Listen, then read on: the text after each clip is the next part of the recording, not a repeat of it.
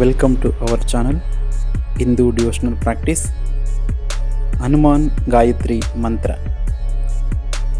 Om Anjaneyaya Vidmahe Vayuputraya Dhimahi